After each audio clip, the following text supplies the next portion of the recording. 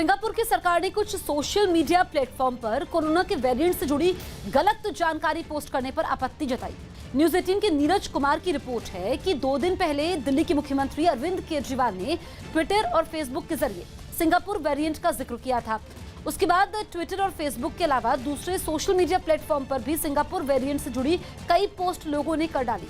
इस पर आपत्ति जताते हुए सिंगापुर की सरकार ने ट्विटर और फेसबुक समेत सभी सोशल मीडिया प्लेटफॉर्म को चेतावनी दी कि वो कोरोना वेरिएंट के साथ सिंगापुर का नाम जोड़ना बंद कर दे और उन पोस्ट को हटा दे। साथ ही ये भी कहा गया कि कोरोना का कोई भी सिंगापुर वेरिएंट नहीं है, इसलिए सभी सोशल मीडिया प्लेटफॉर्म पर इसे सुधारा जाए। अमेरिका के लुइसियाना में भारी बारिश के बाद आई बाढ़ की वजह से 4 लोगों की मौत हो गई, जबकि कई लोगों को अपना घर छोड़ना पड़ा। वहां के मौसम विभाग ने लुइसियाना और टेक्सास समेत कई इलाकों में बारिश की चेतावनी दी, जिसका असर भी दिखाई दिया।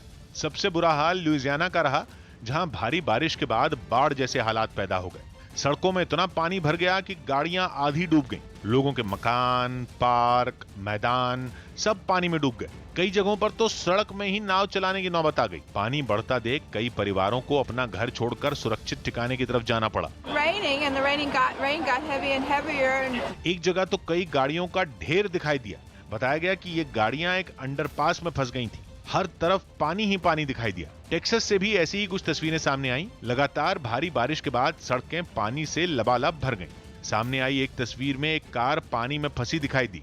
बारिश और बाढ़ की वजह से वहां करीब 1 लाख घर अंधेरे में डूब गए, क्योंकि कई परिवारों को अपना घर छोड़ना पड़ा। लखनऊ में ऐशबाग ईदगाह में कोरोना का टीका लगाने के लिए एक सेंटर बनाया गया। इस वैक्सीन सेंटर पर 18 साल से ज्यादा उम्र के सभी लोगों को टीका लगाया जा रहा है। इतना ही नहीं, वहां कोरोना की पहली और दूसरी डोज लगवाने वालों के लिए अलग अलग जगह बनाई गई है। अधिकारियों ने इस सेंटर का दौरा किया और वहां किए गए इंतजामों की तारीफ की। इस मौके पर ईदगाह से जुड़े धर्मगुरुओं ने सभी लोगों से कोरोना का टीका लगवाने की अपील भी की। कोविड से महफूज रहने के लिए प्रिकॉशन के साथ साथ वैक्सीनेशन लाजमी और ज़रूरी है, और जितनी जल्दी वैक्सीनेट लोग हो जाएंगे उतनी जल्दी ही हमारे शहर और मुल्क को इस बीमारी से आज़ादी मिल जाएगी।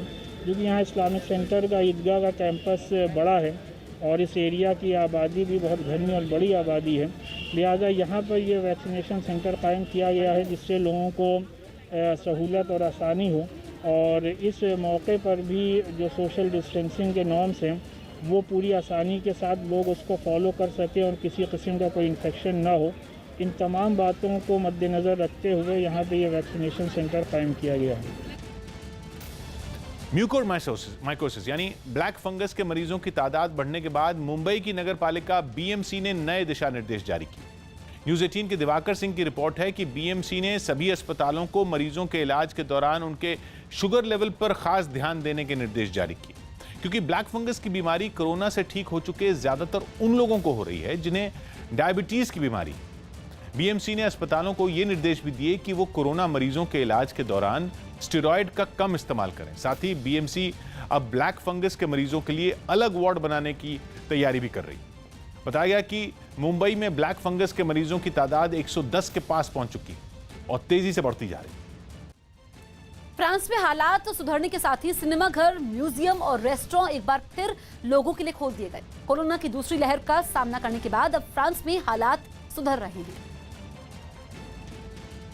जिसे देखते हुए वहां पाबंदियों में ढील देने का फैसला लिया गया। करीब 6 महीने बाद सिनेमा घर, रेस्टोरेंट और म्यूजियम खुले तो लोग भी वहां पहुंचने लगे। राजधानी पेरिस से सामने आई एक तस्वीर में लोग वहां के एक सिनेमा घर में फिल्म देखते नजर आए। इसी तरह रेस्टोरेंट, कैफे और बार भी लोगों के लिए खोल दिए गए। पाबंदी हटते ही रेस्टोरेंट और कैफे चलाने वालों ने तैयारियां भी शुरू कर दी। इस दौरान कोरोना नियमों का भी ध्यान रखा गया। Évidemment 1 mètre de distance par client et le port du masque. इसी तरह पेरिस का मशहूर लूव्र म्यूजियम भी लोगों के लिए खोल दिया गया। कोरोना के नए मरीजों की संख्या घटने के बाद वहां नाइट कर्फ्यू का वक्त भी घटा दिया गया। गुजरात के वडोदरा में चौंकाने वाला एक वीडियो सामने आया। वहां रेलवे यार्ड में खड़ी एक ट्रेन की बोगियों में अचानक आग लग गई। आग कैसे लगी, इसकी जांच में रेलवे पुलिस जुट गई, लेकिन आग इतनी भीषण थी कि उसने कुछ ही देर में ट्रेन की 3 बोगियों को एक एक कर अपनी चपेट में ले लिया। उन बोगियों की खिड़कियों और दरवाजों से लपटों के साथ धुआं उठने लगा, जिसे देखकर वहां कई लोग जमा हो गए। तुरंत ही फायर ब्रिगेड की टीम भी घटना वाली जगह पहुंच गई और आग को बुझाने का काम शुरू कर दिया गया। धधकती ट्रेन के पास एक दूसरी ट्रेन भी पटरी पर खड़ी थी। डर यह था कि कहीं उसे भी ये लपटें अपनी जद में न ले लें, इसलिए उस ट्रेन को वहां से हटा लिया गया। इस बीच दमकल कर्मी आग बुझाने में जुटे रहे। इसी का नतीजा रहा कि उन्होंने आग को दूसरी बोगियों में फैलने से पहले ही बुझा लिया। खड़ी ट्रेन में फायर हुई थी, आग को काबू में ले लिया हुआ है। जब तक ट्रेन की आग को बुझाया गया, तब तक उसकी तीनों बोगियां पूरी तरह बर्बाद हो चुकी थी।